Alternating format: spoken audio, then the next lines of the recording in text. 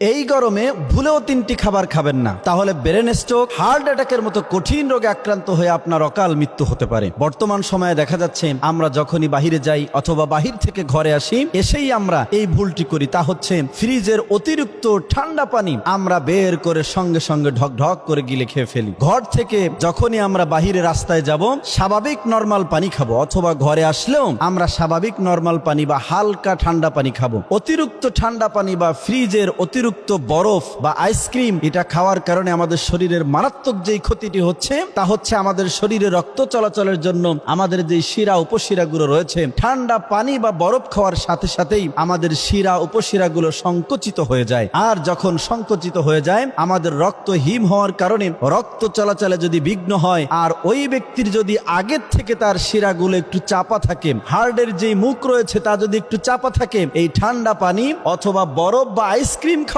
কারণে তার শিরাগুলো আরো চেপে যাওয়ার কারণে রক্তটা ঠান্ডা হওয়ার কারণে হঠাৎ করে তার স্ট্রোক হতে পারে। এজন্য কোনো অবস্থাতেই বাহির থেকে ঘরে এসেই আমাদের ঠান্ডা পানি সাথে সাথেই খাওয়া যাবে না। যদি আমরা খাই তাহলে এই ঠান্ডা পানি আমার জন্য মৃত্যুর কারণ হয়ে যাবে। অথচ আমরা দেখা যায় গরমে একটু আত্মতৃপ্তির জন্য আমরা অতিরিক্ত ঠান্ডা পানি যারা খাই, যদি সাবধান না হই, সাম্প্রতিক কয়েকটি ঘটনা এরকম ঘটেছে যে ঠান্ডা পানি খাওয়ার সঙ্গে সঙ্গে তাকে হসপিটালে নেওয়া লেগেছে, ডাক্তার বলেছে হার্ট অ্যাটাক করেছে। একটু অসতর্কতার কারণে আপনার হার্ট ব্লক হয়ে যেতে পারে, শিরা উপশিরাগুলো ব্লক হয়ে যেতে পারে।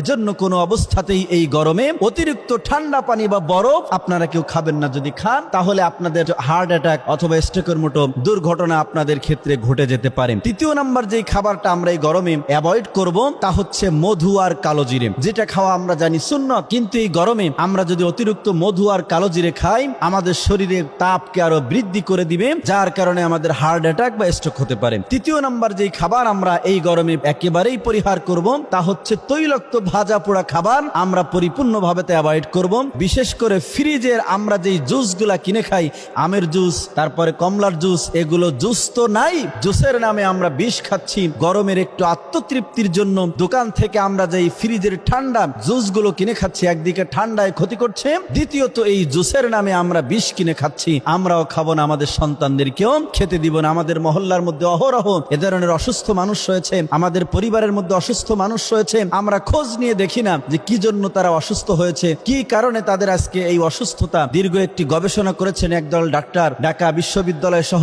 বিভিন্ন বিশ্ববিদ্যালয়ের মেডিকেল সায়েন্স নিয়ে যারা পড়ছে তারা গবেষণা করে দেখেছে বর্তমানে এই গরমের সময় যারা স্ট্রোক করছে তার অধিকাংশ কারণ হচ্ছে তারা অতিরিক্ত ঠান্ডা খাবার খাওয়ার কারণে তাদের স্ট্রোক হচ্ছে। আল্লাহ পাক যেন আমাদের সকলকে এই ধরনের স্ট্রোক থেকে যেন হেফাজত করেন।